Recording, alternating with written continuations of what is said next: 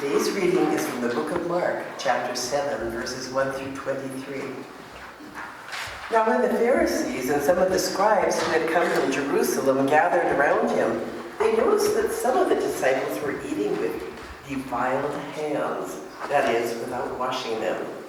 For the Pharisees and all the Jews do not eat unless they thoroughly wash their hands, thus observing the tradition of the elders.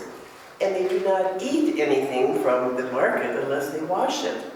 And there are also many other traditions that they observe, the washing of cups, pots, and bronze bottles, kettles.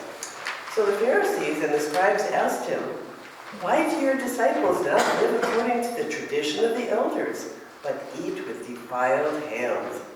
He said to them, "Isaiah prophesied rightly of you hypocrites, as it is written, this people honors me with their lips, but their hearts are far from me. In vain do they worship me, teaching human precepts as doctrines. You abandon the commandment of God and hold to human tradition." Then he said to them, "You have a fine way of rejecting the commandment of God in order to keep your tradition. For Moses said, 'Honor your father and your mother,' and whoever speaks evil of father or mother must surely die.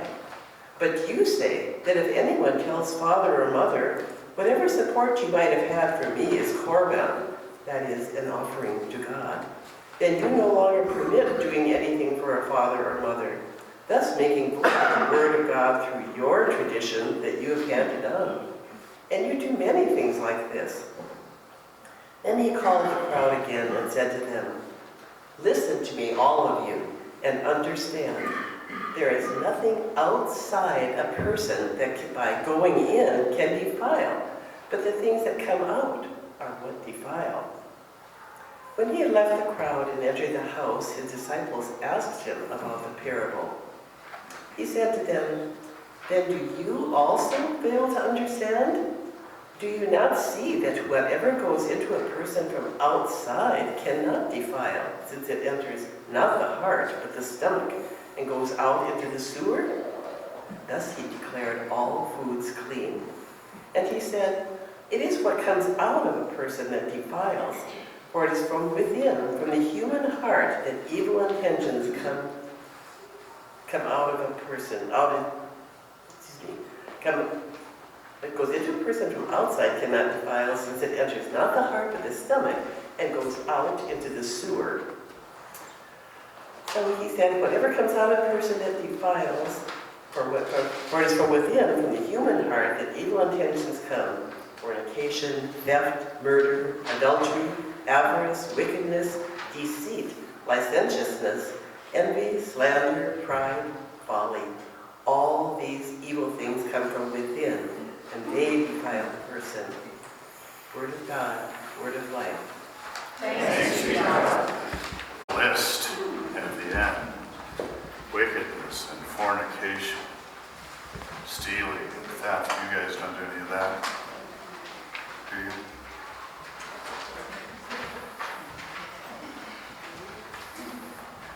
Well, here we are in the Gospel of Mark. And Jesus and the Pharisees are going at it again. The Pharisees are coming at Jesus and they're saying, "Hey, listen, you have said that you are a holy man. You are a religious person, a religious leader. And yet, what's going on here? We have certain rules and regulations. We have certain expectations. We have certain traditions. Traditions that we must follow. Traditions that we have followed over the years. And one of the primary things that we have that we follow is that we wash our hands." Now I know that that's kind of a general hygiene thing right now, but back in Jesus' time, they didn't know bugs and bacteria. And so, but for them, it was more, maybe, the people who didn't wash hands died, and so they figured, well, God doesn't love them, right? It's kind of this cause and effect sort of religion. But anyway, that's getting off the rails too. But what they had were these ideas that this is what we do. This is what we do as Jewish people, because we have these ideas of cleanliness. And yes, we're washing, so when you'd come into a house, the servant would be there with a great big bowl of water, and you would be allowed to wash your hands. And you'd wash your hands in such a way that the water would drip down your hands and off of your elbows and back into the pot again. And then everyone would wash, and you're washing away dirt, and you're washing away grime. It's refreshing. But you're also washing away something else, because in their way of thinking, it wasn't just dirt that made you dirty and unclean, but things did too. And so if you came into contact with a Norwegian, or a Swede, or a Greek, or a Roman, if you came into contact with any of these people, let's face it, anybody who was not Jewish, they were considered unclean. And so, Ella, I would, hello, how are you? Doesn't make you feel very good, does it? It's like, oh, thanks, Pastor. Right? But I have become unclean. Now, how do I get rid of this uncleanness? I wash. Ritual washing. And the Pharisees are looking at Jesus and saying, listen, this is one of the most basic things that we do, and some of your disciples aren't doing it. Now, Jesus really goes off the rails at this point. They talk to him about unclean hands, right? And he dives back into the prophet Isaiah and just lets them have it with things about, well, you people say that you love me with what you say on your lips, but in your hearts, really goes after them. It's really interesting to me that often throughout all of the Gospels, Jesus will lose his temper. It's not something, especially in the Gospel of Mark. Matthew and Luke talk about Jesus getting irritated. Mark just lets them have it. Okay? But it's really interesting to me, the people that Jesus, in these varying degrees, he gets irritated with other people. He gets angry with other people. But boy, he has a special place in his heart for the Pharisees. And I think if you take the word Pharisee out and put upright, uptight, religious person. See, a lot of times we label, the Pharisees did this, and then we're off the hook, right? But I think one of the reasons why Jesus has a special place of anger for people like that is because, if you're a sinner, right? If you're a tax collector, you're pretty upfront about that. If you're a prostitute, you're pretty upfront about that. If you are a drug dealer or any of these things that we could kind of list on these social ills, it's pretty out there, pretty hard to hide. But if you're hiding behind the veneer of religion, and what's coming out of your mouth is nastiness and destructive, I think Jesus realized that the harm that can be done by that far outweighs actually the harm that we would think being done by these other social ills. Partly because you're hiding behind religion, but partly because also you're hiding behind God. And you're actually portraying God in that way. Like God is like that. And think of this, kind of the deep down. I've talked about it before, but a lot of times when we're up on campus, and okay, this is, you just can't hardly open your mouth without being Pharisaic. Okay? But it does happen, and when we're up on campus with the cookies and milk, and we'll remember the one kid that came walking by about 6 years ago, and he had asked Zach Young as he was walking by, what kind of group is this? And Zach Young said, well, we're a Lutheran church group, but we have cookies and milk for everybody. And the kid said, well, he said, I'm an atheist. Can I have a cookie? And, every once in a while, you do have the right thing to say. Not always. But I was able to pipe up and say, yes, you may have a cookie, but you have to believe that it's real. Well, he sat down and he started joining in with us. And what it turned out to be is that he wasn't atheist at all. It's just that he had been raised in a very, very strict Calvinist family. And that image of God, that law-giving, boom, boom, boom, boom kind of God, just really, he was kind of looking at it going, this is just not, and I don't have anything else to replace it, so I'm just going to say I'm atheist. So the bishop kind of likes this. I say sometimes that a lot of these atheist students are not really atheists. They're just cheesed off Calvinists.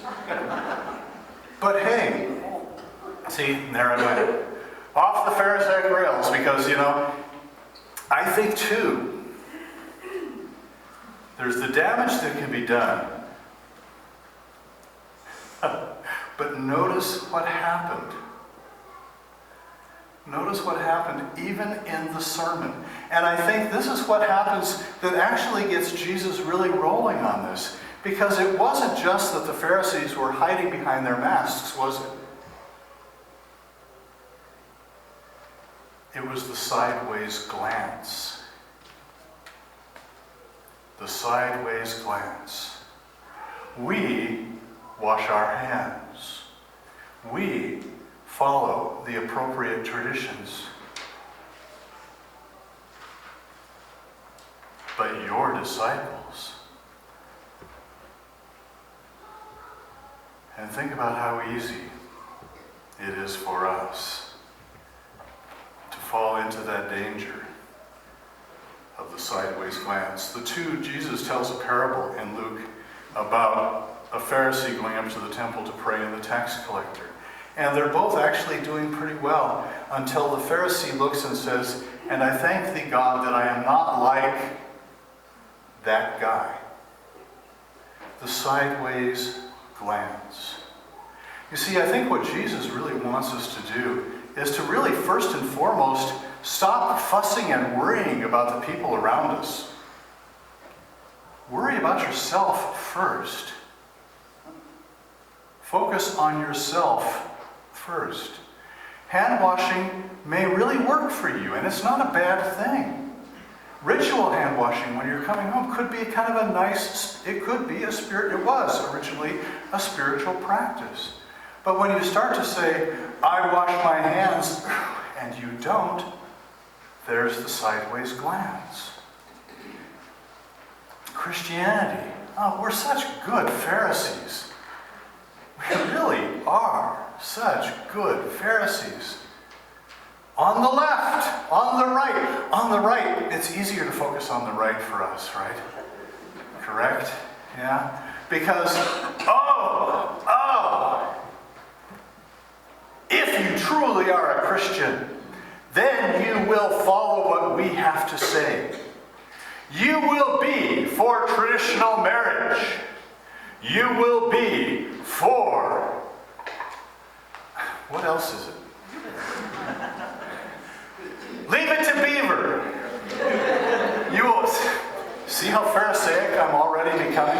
But you will be for all of it. And we look at this. I mean, let's face it, folks. We look at it in our lives right now, and we kind of look at that and go, ah. But do you see that we do it on the left too? Maybe that's why it kind of... And Jesus is just, man, he is not going to let us off the hook. We could talk to Jesus about all these things that other people are doing and saying, and they're making sure that they want all Christians to follow their rules. And then Jesus would probably look at us and go, yeah, enough about them. Let's talk about you. I actually had to write down a list because when it gets closer to home, it hurts. And I was thinking to myself, okay, what are some of the sideways glance things that we do? If you were truly a Christian, you would support this social program. Now, does that mean that the social program is not? It's probably great. But if you're starting to look around you and say, if you were truly a Christian, you would be fully woke. Do you know what woke means? And if you don't, maybe you're not truly a Christian. If you were truly a Christian, you would be politically correct in everything that you say. Which means that you probably wouldn't say very much at all, because it's really hard for us to even open our mouths. You see, Jesus realizes, oh so well, that we are darn good at hiding behind these masks. And that we are really good at looking left and right and in front of and behind and trying to kind of cast out the blame. What would happen if instead of looking at people who are different than us and saying, if you really were, if instead we owned our own belief first and said, when I read the Bible, when I read about Jesus, these are the things that I see. And talk to me. Talk to me about what it is that you're seeing, instead of automatically going into this finger-pointing kind of thing. My Grandma Larson, kids called her the sweater grandma, because she always had kind of a fluffy cardigan sweater on. But Grandma Larson, for all her sweetness, for all of her Norwegian coffee and making sure that everything was all calm, Grandma Larson would every once in a while come through with some really, really good things to say. One thing that she would often say to me is, Wesley? No, she would say, Wessie. Don't use that, please. But Wessie, if you can't say something nice about someone, breathe through your nose. Yes, Grandma. And she also had this great little saying. She said, Wessie, every time you point at someone, 3 fingers are pointing back. What does it mean to live in this healed God world that we're being called to live in? Part of it means doing what we need to do for ourselves internally to connect ourselves to God, to open ourselves up to the presence of God, and then to be open. You see, once you're open, then to be open enough to love people enough to let them find their way. And beware of the sideways glance. Beware of the hypocrites. It hits us all. Amen.